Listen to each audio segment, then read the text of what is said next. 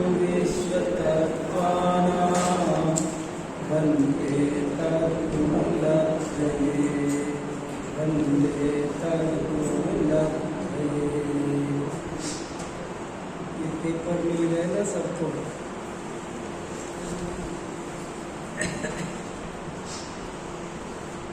हमारा आज का विषय है सामायिक की चार भावना।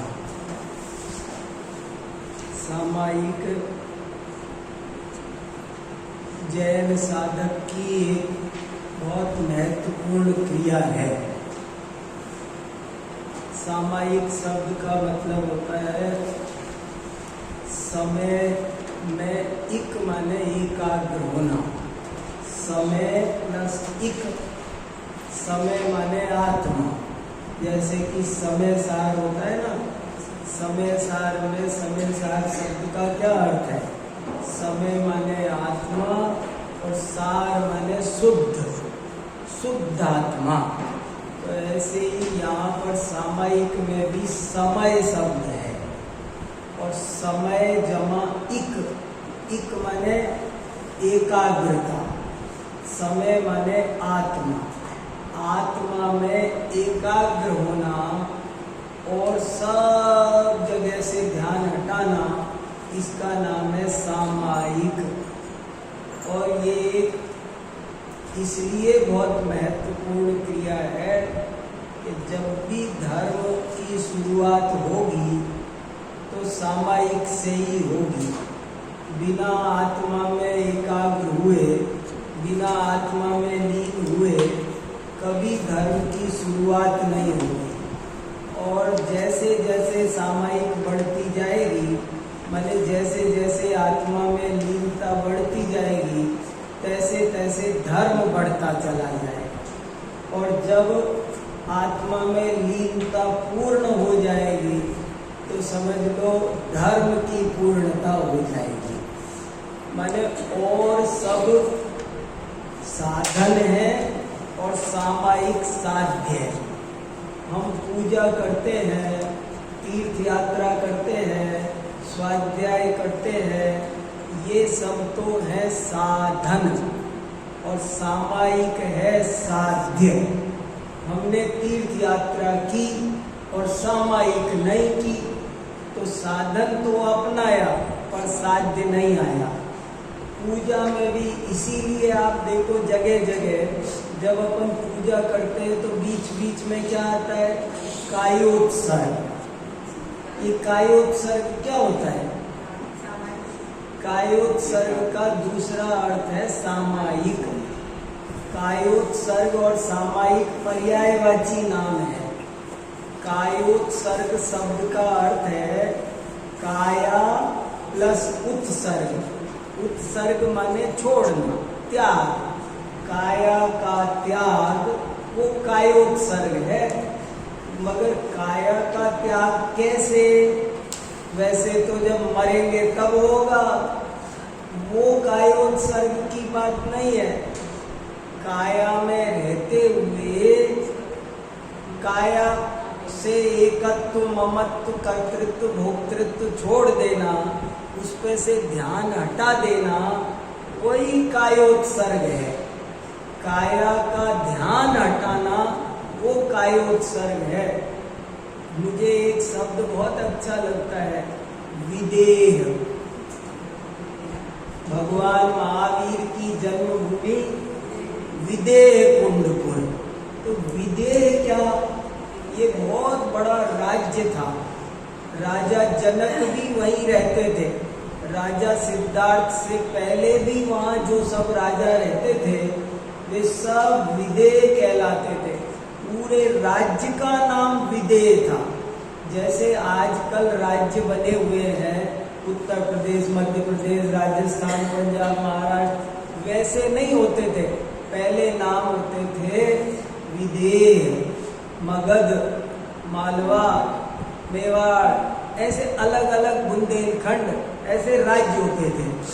तो पहले एक बहुत बड़ा राज्य था, उसका नाम था विदेह। और उसका नाम इसलिए विदेह था कि वे देह में रहते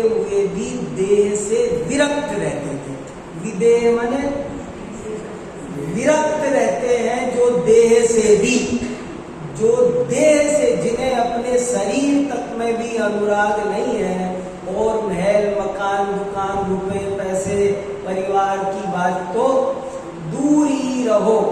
वैदेही, सीता का नाम था, विदेह के रहने वाले सभी लोगों का नाम है वैदेही।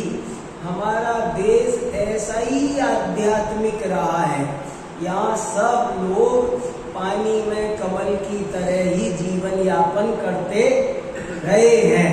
तो विदेह कहो, कायोत्सर्ग कहो या सामायिक कहो, एक ही बात है, और सामायिक ही साध्य है। कुछ भी करो, व्रत करो, उपवास क्यों करना, ताकि आप अच्छे से सामायिक कर सको। बहुत से लोग उपवास कर लेते हैं, फिर कहते हैं आज तो कोई काम नहीं है, लोग घर की साफ सफाई कर लेते हैं, बक्से खोल लेते हैं, ये कर लेते हैं, संगवा लेते हैं। अरे आज तो धर्म ध्यान का दिन है, आज सामायिक ज्यादा करने के लिए निवृत्ति की है। तो कोई भी क्रिया, व्रत उपवास हो, तीर्थ यात्रा हो, पूजा पाठ हो, सब साधन है और सामायिक साध्य है। सामायिक का बहुत बड़ा महत्व है, इसी पर बहुत देर बात कर सकते हैं कि सामायिक का क्या महत्व है। अगर मैं इस पे बोलूं तो आज की क्लास इसी पर हो जाएगी, लेकिन अपन आगे बढ़ते हैं। मैं सिर्फ आपको बता रहा हूँ सामायिक का बहुत महत्व है। एक भी दिन बिना सामायिक के हमको आपको किसी को जाने देना नहीं चाहिए। आप ये समझ लो, रोज 3 बार करना चाहिए। शास्त्र के हिसाब से यदि हमारा आचरण हो तो हमको दिन में 3 बार सामायिक करने का आचार्यों का उपदेश है। अब सोचो अपन कितना करते हैं।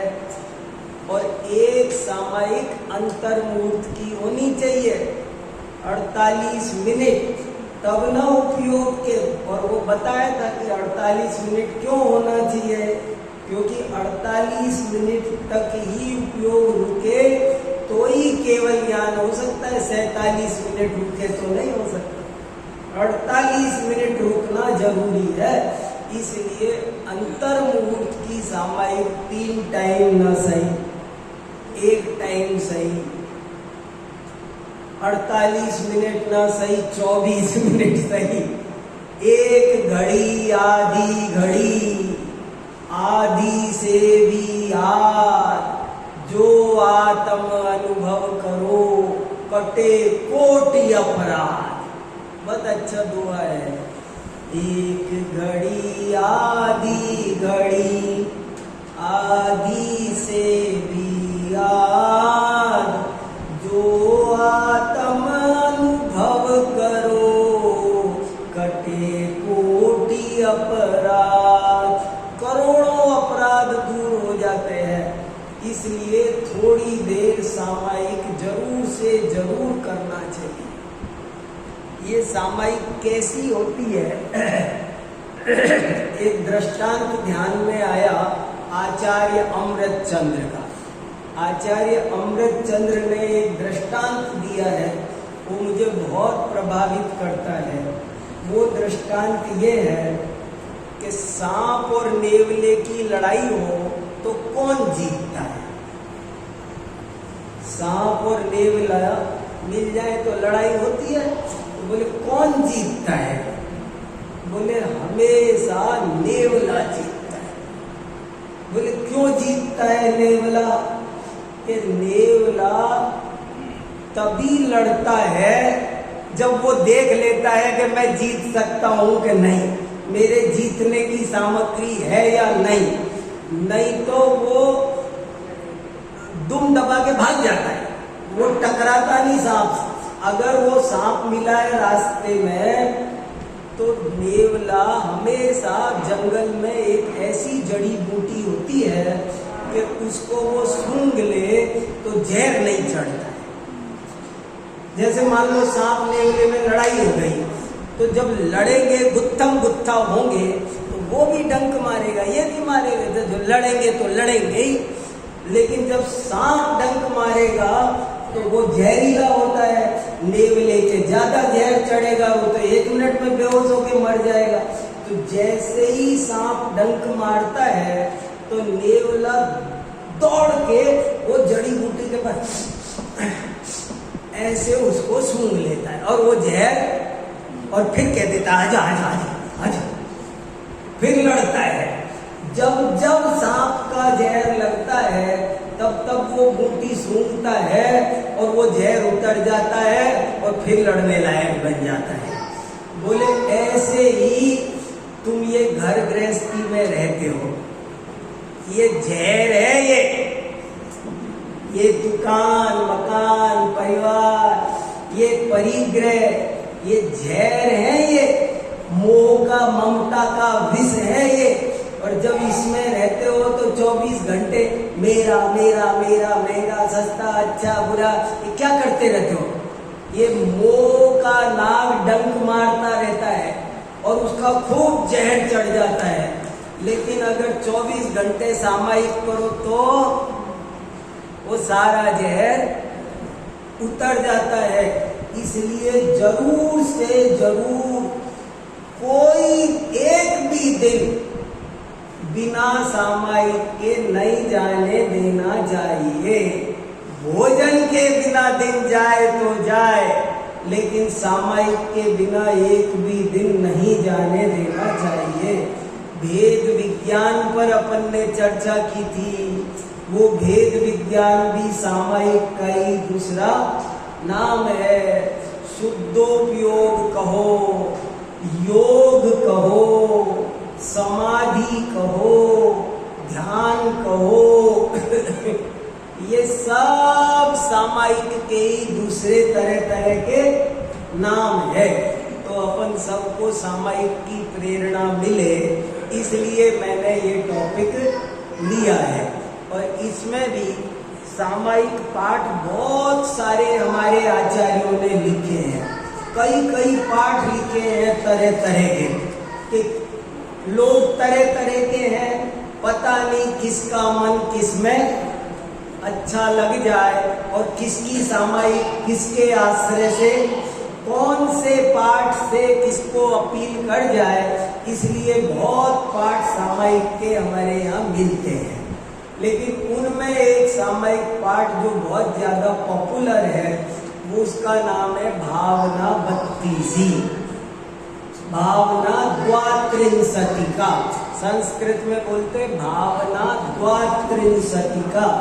त्रिंशतिका माने 20, 30, और द्वा माने 2, तो द्वात्रिंशतिका माने 32। इसमें 32 श्लोक हैं, इसलिए इसका नाम है भावना 32। सामायिक संबंधी भावना की जा रही है। सामायिक ना हो तो सामायिक की भावना तो करो, आज नहीं तो कल भावना करते करते सच्ची भावना सफल हुए बिना मानती नहीं है। आप हम दुनिया में जो जो भावनाएं करते हैं, ले दे के देर सवेर होती है। आप सोचते हो कि ग्रीन पार्क में मकान ले रहे, सोचते रहते हो, साल 6 महीने में कोई न कोई ले ही लेते हो। बेटी की शादी करनी है, फिर कर ही लेते हो। जो सोचते हो वो कर लेते हो। तो ऐसे ही सामायिक की भावना तो भाव, संत साधु बन के बिचरूं वह घड़ी कब आएगी, ऐसी भावना तो करो। भावना करोगे तो कल को भवन भी बनेगा उसका। इसलिए ये सामायिक की भावना का, वो भी मैं एक ही पहला ही श्लोक लेने का मन है। पूरी भावना 32 नहीं सुनाऊंगा मैं, आप ऐसे मत सोचना, वो आपको पढ़ना पड़ेगी। मैं तो आपको उसका एक श्लोक सुना रहा, और जिसमें मेरे को बहुत भंडार अर्थ का दिखाई देता है। मेरा बहुत प्रिय श्लोक है और इसमें क्या कहा है आप भी परिचित तो हो इस श्लोक से, लेकिन आज अपन सब मिल करके स्वाध्याय करते हैं कि देखे इसमें क्या क्या गहराइयाँ भरी है। और मैंने इस पर ये 4 पेज का लेख भी लिखा है, आपको वो लेख दिया है मैंने, आप ये लेख घर ले जाना भले, पर इसको पूरा शांति से पढ़ना। बहुत मन लगा के लिखा है, कई दिन में लिखा है और बहुत इसमें कई बातें बहुत काम की है, तो थोड़ी चर्चा करते हैं। पर सबसे पहले आपको श्लोक सुनाता। ये किसने लिखा है ये भी 2 मिनट बात कर लेते हैं। ये भावना 32 इसको आज से लगभग 950 वर्ष पहले, इसे लिखे कितने दिन हो गए? लगभग 950 वर्ष हो गए। एक अमित गति नाम के आचार्य हुए हैं, बहुत महान। अमित गति नाम के कई आचार्य हुए हैं, पर उनमें से 2 सबसे ज्यादा फेमस हैं। एक तो वे जिन्होंने योग सार प्राभृत लिखा है, बहुत सुंदर ग्रंथ है। किसी को सरल ग्रंथ चाहिए हो स्वाध्याय करने के लिए तो ये योग सार प्राभृत पढ़ने लायक है। बहुत मीठा सरल सुबोध ग्रंथ है योग सार प्राभृत। कोई बच्चा भी पढ़े तो समझ में आए, आध्यात्मिक ग्रंथ है। तो योग सार प्राभृत को लिखा एक तो वो अमित गति आचार्य हुए, उनका नाम है अमित गति प्रथम। और ये जो दूसरे जिन्होंने ये लिखी है उनका नाम है अमित गति द्वितीय। ये दूसरे अमित गति हैं। और दूसरे अमित गति आचार्य ने और क्या क्या लिखा है कि उन्होंने और कई ग्रंथ लिखे हैं। उन्होंने जैसे एक तो ये लिखा भावना 32, ऐसे उन्होंने एक दूसरा ग्रंथ लिखा है बहुत प्यारा, उसका नाम है तत्व भावना। बहुत अच्छा ग्रंथ है तत्व भावना। एक ग्रंथ लिखा है उन्होंने आराधना। आराधना ग्रंथ में 2500 श्लोक है और वो भगवती आराधना का संस्कृत रूपांतरण है एक तरह से।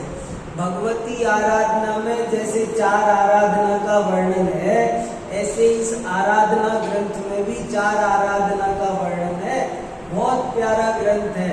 तो ऐसे उन्होंने कई ग्रंथ लिखे हैं।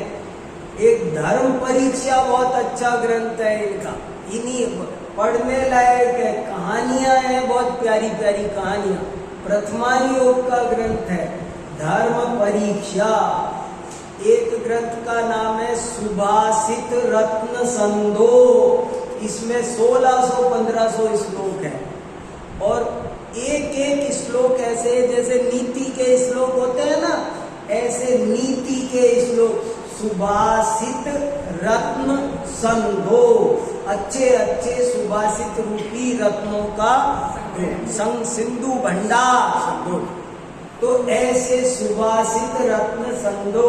और एक बहुत बढ़िया ग्रंथ भारतीय ज्ञानपीठ से छपा है, उसका नाम है पंच संग्रह। पंच संग्रह मोटा ग्रंथ है। पहले प्राकृत में एक पंच संग्रह मिलता था, ये उसी को इन्होंने एक तरह से एज इट इज अनुवाद नहीं है लेकिन लगभग वैसा का वैसा ही है। देखो अपने यहाँ कैसे कैसे महान आचार्य हो गए।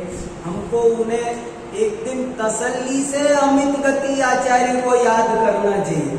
अब जैसे वे आचार्य कैसे थे, मैं इस पर भी अलग से 1 घंटा बोल सकता हूँ।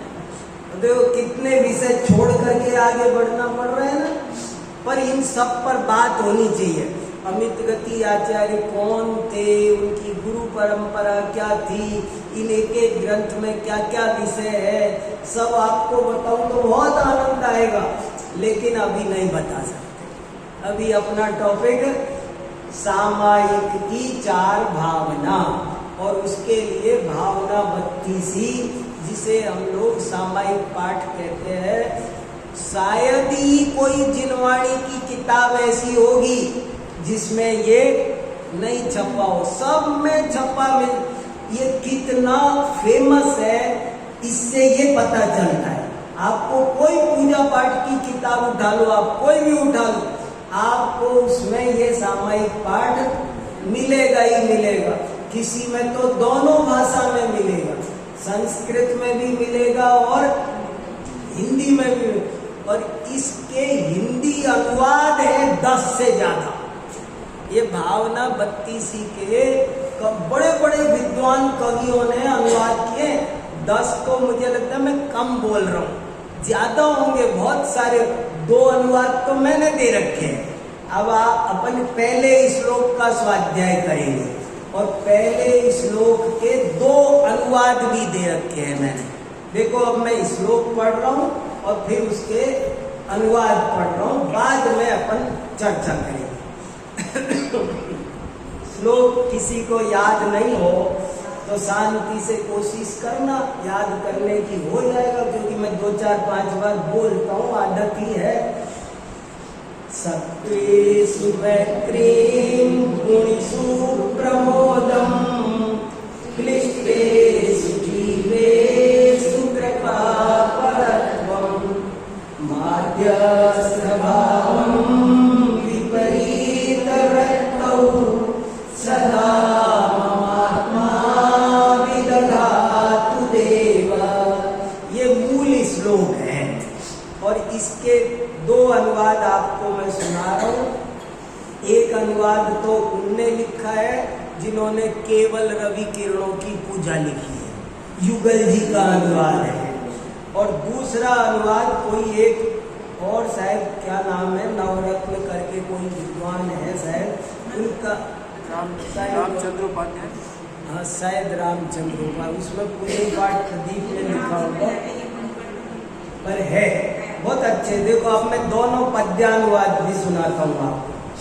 प्रेम भाव हो सब जीवों से गुणी जनों में हर्ष रहो, करुणा शोध बहे दुखियों पर दुर्जन में मध्यस्थ विभो।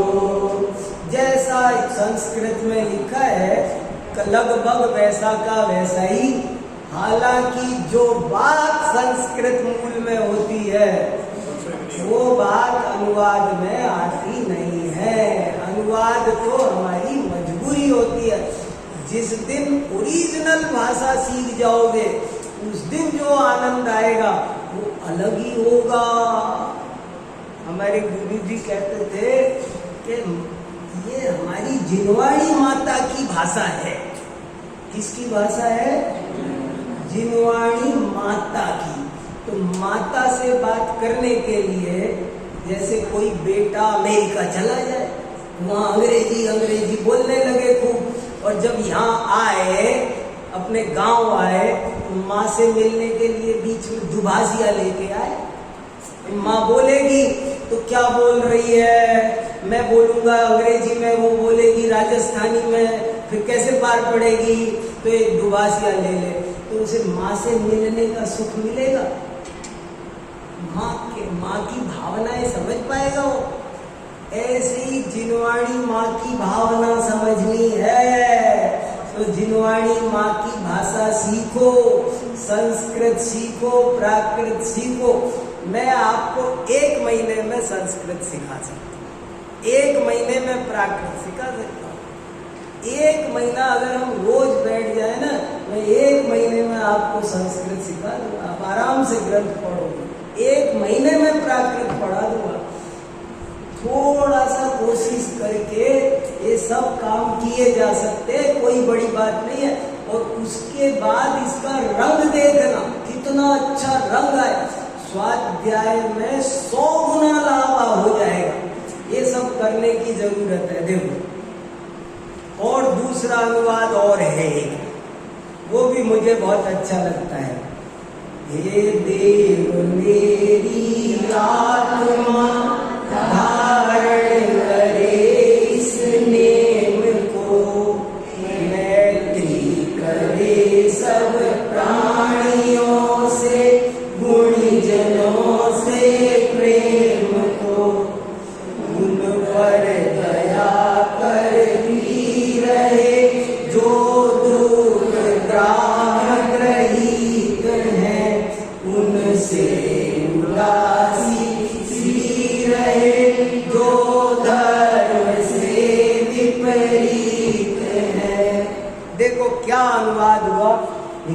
अनुवाद तो आप समझ गए होंगे, लेकिन अब जरा गद्यानुवाद कर लेते हैं, क्योंकि अब जब एक्सप्लेन करेंगे तो एक बार पहले अनुवाद तो पता होना चाहिए ना। सत्वेषु मैत्रीम, सत्व माने क्या? सत्व माने प्राणी मात्र, जीव मात्र, सब जीवों में। सत्व शब्द जरा खास है, आत्मा नहीं लिखा। बहुत शब्द कह सकते थे, लेकिन सत्व प्राणी भी नहीं कहा। प्राणी से भी ज्यादा अच्छा शब्द है सत्व। तो सत्व लिखा यहाँ, सत्वेषु, सत्वेषु बहुवचन है, सप्तमी विभक्ति का। सब जीवों में एक भी नहीं छूटना चाहिए, तब सु लगेगा, नहीं तो नहीं लगेगा। सत्वेषु, सब जीवों में मैत्री हो। गुणिषु प्रमोदम, गुणियों में प्रमोद हो। क्लिष्टेषु, क्लिष्ट माने क्लेश युक्त, दुखी। क्लिष्ट, क्लिष्ट माने कठिन नहीं। अपन कहते हैं नहीं ये संस्कृत तो क्लिष्ट है, क्लिष्ट माने कठिन, कठिन समझते हैं लोग, कठिन नहीं। क्लिष्ट का मतलब है जिसके पास क्लेश है, दुख है, दुखी, दीन दुखी परेशान, दीन दुखी परेशान। उसमें ऐसे क्लिष्ट दीन दुखी जीवों में कृपा परत्व, कृपा परता का भाव हो।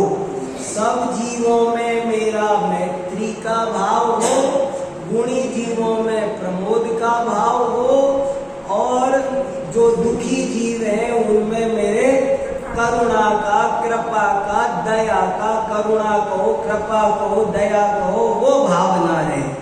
और माध्यस्थ भावम विपरीत वृत्तम, और जो विपरीत वृत्ति है उसमें मध्यस्थ भाव। विपरीत वृत्ति, वृत्ति माने नेचर, प्रवृत्ति, प्रकृति, जिसकी प्रवृत्ति, जिसकी प्रकृति, जिसका स्वभाव हमसे उल्टा है। हमें कम पानी फैलाना पसंद है, उसे ज्यादा फैलाना पसंद है। हमें मंदिर जाना पसंद है, उसे सिनेमा जाना पसंद है। हम शिखर जी जाना पसंद करते हैं, मनाली जाना पसंद करते हैं। माने जो बिल्कुल हमसे उल्टा चल रहा है, वो उल्टे जीव के प्रति क्या करना, कि उसके प्रति हमारे मन में मध्यस्थ भावना होना। माध्यस्थ भावम विपरीत वृत्तौ, और कब? जब मंदिर में आ जाए आध घंटा, तब सदा। ये मैत्री, चार भावना हो गई। पहली भावना मैत्री, दूसरी भावना प्रमोद, तीसरी भावना कृपा या करुणा, और चौथी भावना मध्यस्थ। चार भावना हो गई। ये चार भावना मेरे हृदय में रहे। कब? जब मंदिर पूजा करे उतनी सी देर, सदा। कहीं भी आप यात्रा में हो, ऑफिस में हो, दुकान में हो, कभी भी, हर वक्त जी। सदा माने हमेशा, हमेशा, युद्ध में भी, कहीं भी हो। पर ये चार भावना, ममात्मा, मेरी आत्मा विदधातु, धारण करे। हे देव, हे जिनेंद्र देव, भगवान से क्या भावना भक्त कर रहा है। हे भगवान, मेरी ये भावना, ये सामायिक की तैयारी हो रही है। ये क्या हो रहा है? भगवान से जो ये कहा जा रहा है वो क्या हो रहा है? ये जैसे खेती करनी हो तो पहले खेत में हल चलाते हैं, थोड़ी सी उस जमीन को उपजाऊ बनाते हैं। बिल्कुल ऐसा काम हो रहा है। ये उपजाऊ बनाया जा रहा है, तैयारी की जा रही है। सत्वेषु मैत्रीं गुणिषु प्रमोदम, क्लिष्टेषु जीवेषु कृपा परत्वम, माध्यस्थ भावं विपरीत वृत्तौ,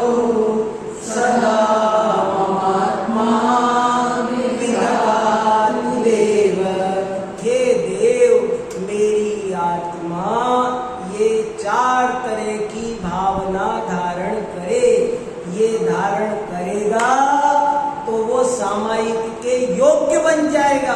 उसमें सामायिक, जैसे वो खेती तैयार होगी, जमीन तैयार होगी तो बीज डालते ही बढ़िया फसल लहलाएगी। जिनमें जो इनसे उल्टे चलते हैं उनमें अभी सामायिक करने की पात्रता भी प्रकट नहीं हुई है, इसलिए ऐसी पात्रता प्रकट होनी चाहिए। मुझे ये श्लोक नहीं, एक ग्रंथ ही लगता है, एक ही श्लोक। जितने भी एक नीति साहित्य चलता है संस्कृत में, भर्तृहरि ने नीति शतक लिखा, सैकड़ों नीति के ग्रंथ है, वो सब नीतियां मैं इस एक श्लोक में से निकाल सकता, सारी नीतियां, पूरा नीति साहित्य संस्कृत का इस एक श्लोक में भरा पड़ा है। इसमें से सब निकल जाएगा जो आता है ना, सब तरह की बातें के परद्रव्येषु लोष्टवत् आत्मवत् सर्वभूतेषु यह पश्यति, आता है ना, जैसे श्लोक है ना वो, मातृवत् परदारेषु परद्रव्येषु लोष्टवत् आत्मवत् सर्वभूतेषु यह पश्यति स पंडितः। इसमें से निकलेगा जितने भी नीति वाक्य है, नीति के उपदेश है, वो इस एक श्लोक में निकलेंगे। श्रूयताम धर्म सर्वस्वम श्रुत्वा च अवधार्यताम आत्मनः प्रतिकूलानि परेशान न समाचरे। कितना प्यारा श्लोक है। क्या कोई कवि लिख रहा है, श्रूयताम धर्म सर्वस्वम, सुनो सुनो सुनो, सब धर्मों का सार सुनो। श्रूयताम धर्म सर्वस्वम, सारे धर्मों का सार सुनो। श्रूयताम धर्म सर्वस्वम श्रुत्वा च अवधार्यता, और सुन के इसे है ना अच्छे से धारण कर लो, पल्ले में गांठ मान लो, इसे जमा के रख लो। क्या महाराज क्या कह रहे हो, बोलो तो सही, अब तो बहुत जिज्ञासा हो गई। श्रूयताम धर्म सर्वस्वम श्रुत्वा च अवधार्यताम आत्मनः प्रतिकूलानि परेशान न समाचरे। जो तुम्हें स्वयं के लिए बुरा लगता हो वो व्यवहार कभी तुम दूसरे के लिए मत करना। खेल खत्म। 1000 प्रश्नों की एक कसौटी। आपके मन में कोई भी प्रश्न पैदा हो ना कि मैं क्या करूं, मुझे क्या करना चाहिए। आप दुकानदार हो, आप भोजन बना रहे हो, रसोई कर बना, आपको जहां भी प्रश्न पैदा हो क्या करना चाहिए, तो बोले सुन ले, सोच लेना कि जो मुझे बुरा लगता है वो दूसरे को भी बुरा लगता है। आप किसी के घर मेहमान बनकर गए, अब आप क्या उम्मीद करते हो वो कैसा व्यवहार करे, बस वैसा ही व्यवहार आपको करना चाहिए। जब आपके घर कोई मेहमान आए, आपको सुई चुभाते दर्द हो रहा है और दूसरे की गर्दन पर तलवार चला लो, ये क्या है। तो मुझे बहुत अच्छा लगता है, श्रूयताम धर्म सर्वस्वम।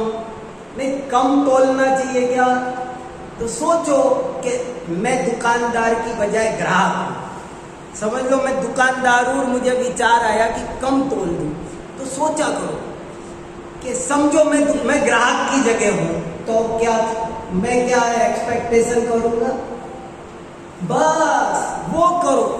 श्रूयताम धर्म सर्वस्वम श्रुत्वा च अवधार्यताम आत्मने प्रतिकूलानि परेशान न समाचरे।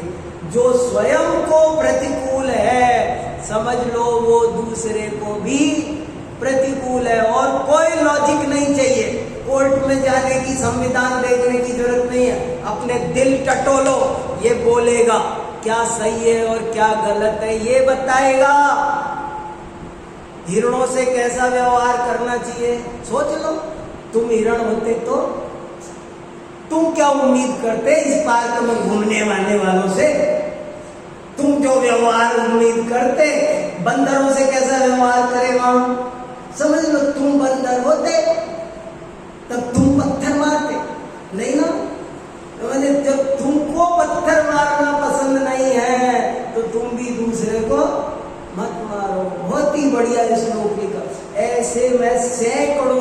के श्लोक मुझे याद है, पर वो सारे श्लोक इसमें से निकलते हैं।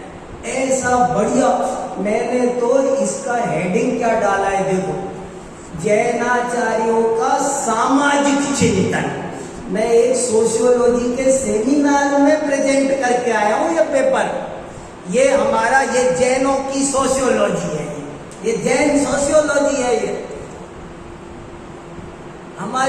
ये हमारा सामाजिक चिंतन ऐसा है। अब देखो क्या क्या लिखा इसमें। अभी इसमें बहुत गहरी गहरी बातें हैं, अभी इसको कहाँ कह पाएंगे।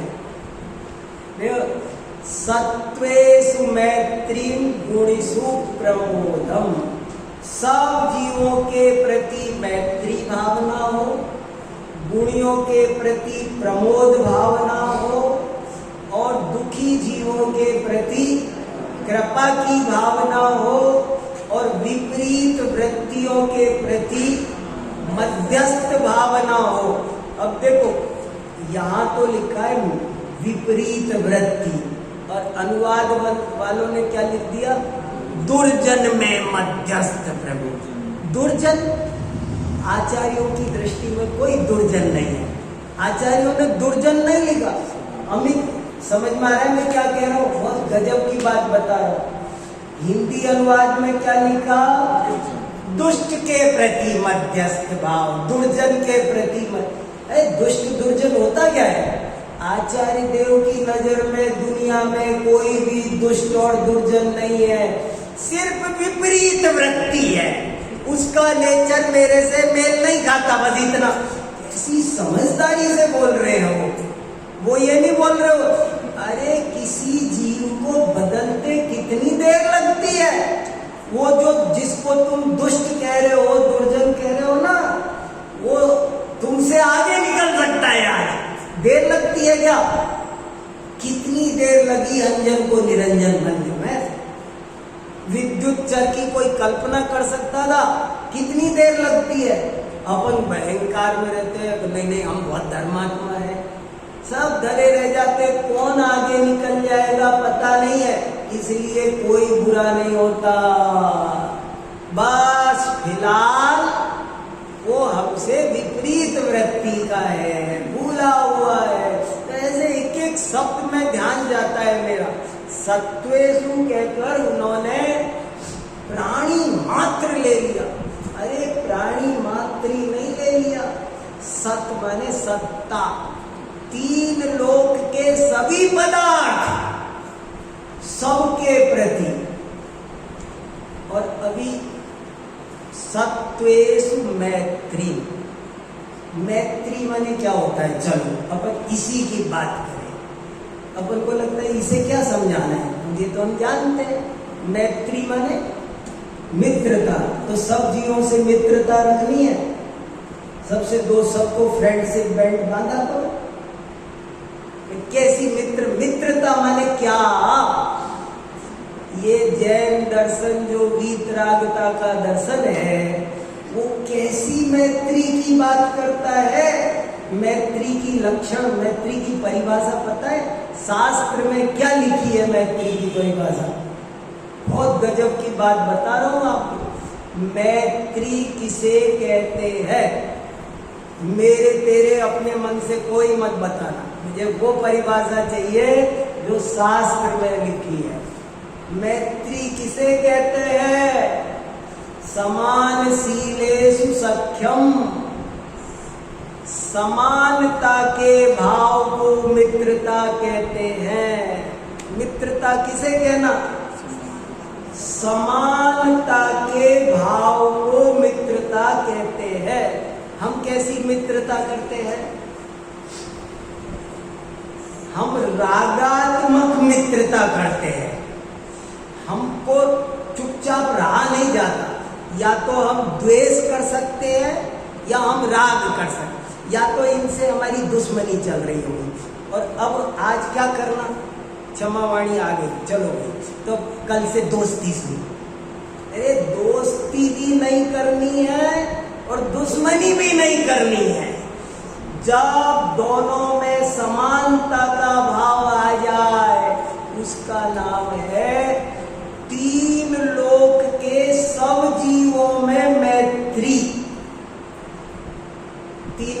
सब जीव में कौन कौन आगे जरा सोचना। सिद्ध भगवान भी आ गए और निगोदिया भी आ गया। वो जो नाली में कीड़े मकोड़े हैं वो भी, कुत्ते कुकर सुकर सब, जो निगोद में सोई मुझ में सोई मोक्ष मजा। सब जीव समान है, कोई छोटा नहीं है, कोई बड़ा नहीं है। इस भावना का नाम है मैत्री, इस भावना का नाम है मित्रता। राग करने का नाम मित्रता नहीं है। और स्पष्ट करूं और दो चार प्रमाण दूं जब समझ में आए। ये बहुत जरूरी बात है। लेकिन ये मित्रता किसे कहते हैं, बहुत मुश्किल से कोई बताएगा आपको। मित्रता का अर्थ क्या? एक संस्कृत में बहुत अच्छा स्टेटमेंट है, मैंने लिखा भी है इसमें। और ये जो मैंने बात कही है पूरा पढ़ोगे ना, आपको बहुत आनंद आएगा। तत्वार्थ सूत्र में यहाँ वहाँ से कुछ रेफरेंस भी दिए हैं बहुत अच्छे। इसमें एक बहुत अच्छा वो दिया है,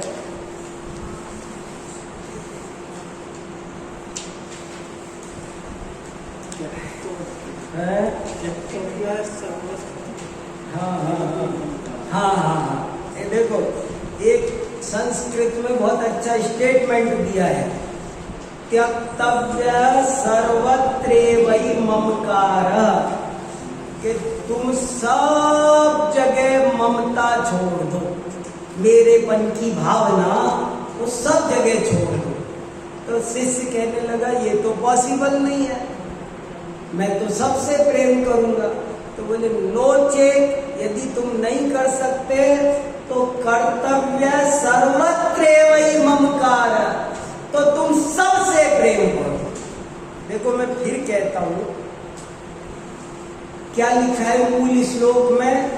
सबसे मैत्री रखो। और अनुवाद में क्या कर दिया? अनुवाद में कर दिया सबसे प्रेम रखो। और मूल में क्या लिखा? मूल में है मेरी सबसे मित्रता हो। मित्रता जानते हो किसमें होती है? मित्रता किसमें होती है?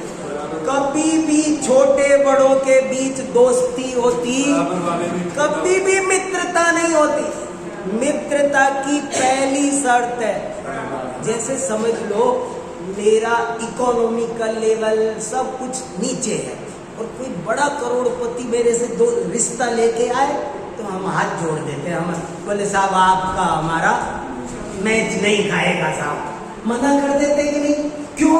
करोड़पति कर, अरे साहब कहाँ आप, और नहीं मैच खाएगा। किसका मैच खाएगा? बराबर वाला चाहिए। मैत्री की पहली शर्त है समानता। तो मैत्री माने सब तीन लोक के सब जीव बराबर है। ना तो कोई सुई की नोक बराबर बड़ा है, ना कोई सुई की नोक बराबर, जरा सा भी कोई छोटा नहीं है और जरा सा भी कोई बड़ा नहीं है। ऐसा भाव हो तो होती है मित्रता। लेकिन अब कहीं कहीं आपको ये भाषा सुनने मिलेगी कि प्रेम भाव हो सब जीवों से। तो प्रेम हो माने विश्व प्रेम। विश्व प्रेम माने जैन धर्म तो कहता है वीतरागता, और दुनिया कहती है, जैन धर्म तो कहता है राग आग दहे सदा। ये राग है, वो आग है, इसको छोड़ो। और ये क्या कह रहे हैं? देखो दो धारा चल रही है। एक तो कह रहा है राग आग है छोड़ो, और एक कह रहा है प्रेम की गंगा बहाते चलो। उनका नारा है प्रेम की गंगा बहाते चलो, हमारा नारा है सबसे राग तोड़ते चलो, वीतरागता करो। तो इन दोनों बातों का कोई सुमेल है? हाँ है, दोनों का सुमेल है। दोनों बातें एक ही है। कहने की टोन अलग अलग है। समझना, फिर से सुनो एक बात, विश्व प्रेम और वीतरागता, ये दोनों दो बात नहीं है। लगती तो 36 का आंकड़ा है, ऐसा लगता है विश्व प्रेम है, एक चीज से भी प्रेम नहीं करना चाहिए। विश्व प्रेम और वीतरागता दोनों बातें ऐसे लगती है जैसे बिल्कुल न्यारी न्यारी है, लेकिन आप ईमानदारी से देखोगे, गहराई से देखोगे तो पता चलेगा कि विश्व प्रेम और वीतरागता एक ही बात है। विश्व प्रेम, विश्व प्रेम का मतलब है किसी से प्रेम नहीं। हाँ, देखो भाषा कैसी दे, भाषा में बड़ा खेल है। यही तो भाषा का ही तो वो है खेल। एक राजा था, वो कोई विधान पूजा कराना चाह रहा था, तो उसने अपने पंडित जी को बुलाया, जो घर के पंडित जी है, तो उनको बुलाया। तो पंडित जी जरा बिजी थे आज, तो उनने अपने बेटे को भेज दिया। पंडित जी का बेटा पहुंच गया, तो वो अनुष्ठान में हाथ देखना पड़ता है, हाथ देखा, तो वो बेटा भी बहुत अच्छा ज्ञानी हो गया था, परफेक्ट। तो हाथ देखते ही बोला राजा से, राजा साहब अब तो आप मरने वाले हो।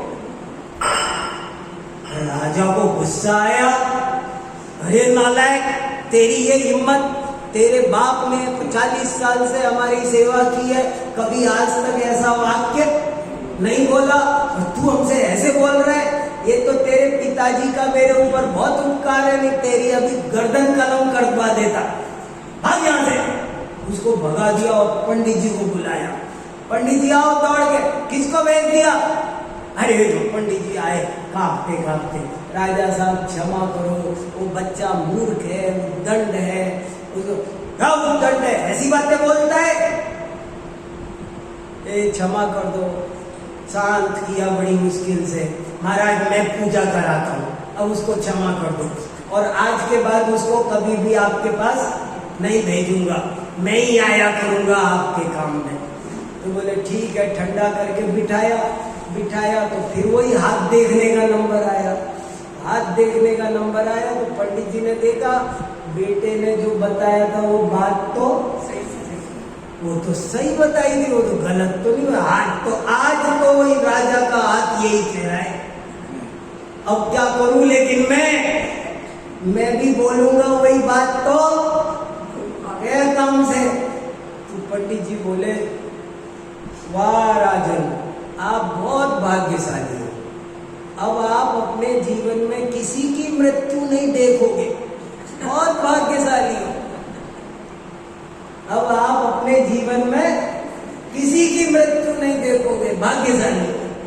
राजा देखो, हाँ देखो आप कितने अच्छे हो, मेरे को किसी की मौत नहीं देखनी, ऐसा मेरा हाथ है, भाग्यशाली हूँ, चलो करो पूजा। ये नहीं पता कि वही तो बात कही है। इस दुनिया को हम वीतरागता चिल्ला रहे थे, सो समझ में नहीं आई। ये रागी जीव है, राग की भाषा समझ में आती है। तो हमारे कुछ चिंतकों ने कहा, विश्व प्रेम करो, सबसे प्रेम करो, सबसे प्रेम करो। क्या होता है सबसे प्रेम? सबसे प्रेम का मतलब होता है किसी से प्रेम नहीं। आप ऐसा समझो, मैं मेरी यूनिवर्सिटी का वाइस चांसलर हूँ और इंटरव्यू है आज लेक्चरशिप के लिए, और आपका बेटा भी आ रहा है, आपका भी आ रहा है, और सिफारिश करने आ रहे हो आप मेरे पास में कि हाँ आपके यहाँ इंटरव्यू है, और मैं जवाब दे रहा हूँ मुझे सबसे बहुत प्रेम है, मुझे सबसे प्रेम। आप आश्वस्त हो जाओगे? सबसे प्रेम है का क्या मतलब है? तनाने वाले बात नहीं, सबसे प्रेम का क्या मतलब है कि मुझे किसी से प्रेम नहीं है, जो इंटरव्यू में पास होगा उसका होगा, मुझे सबसे प्रेम है का ये मतलब है। एक से प्रेम मत करो। गांधी जी ने जवाब दिया था ना, किसी ने गांधी जी से कहा आप बड़ी अहिंसा करते रहते हो, ये बताओ हिरण को नहीं मारे तो शेर कैसे पलेगा? गांधी जी बोले वाह रे शेर के वफादार, शेर का सोचा, उस हिरण का भी तो सोच ले, उसके बच्चों का क्या होगा। सोचे तो सभी का सोच, सोचे तो सभी का सोच। तूने हिरण की तो तुझे, शेर की तो तुझे चिंता हो गई, और हिरण की चिंता कौन करेगा। तो विश्व प्रेम बोलो, आपके समझ में आ रहा है सबके। विश्व प्रेम, ऐसा लगता है दो बिल्कुल उल्टी बात है, एक विश्व प्रेम और एक वीतरागता। लेकिन देखा जाए तो विश्व प्रेम तभी हो सकता है जब किसी से प्रेम नहीं हो, उसी को विश्व प्रेम हो सकता है। मुझे सबसे प्रेम है, सबसे प्रेम है माने बात ही खत्म हो गई, फिर क्या बच गया। तो इसलिए सब प्राणियों से मित्रता हो माने वीतरागता हो, पहला ही कमाल कर दिया। सब प्राणी से मित्रता हो माने सबके प्रति प्रेम हो, सबके प्रति प्रेम हो यानी किसी के प्रति प्रेम न हो, सबको स्वतंत्र, सबकी स्वतंत्रता का मैं सम्मान करूं, सबके जीवन का सम्मान करूं, ये अर्थ है। और बाकी इसमें और भी बहुत गहरी गहरी बातें हैं, इनकी चर्चा अपन अगली बार करेंगे।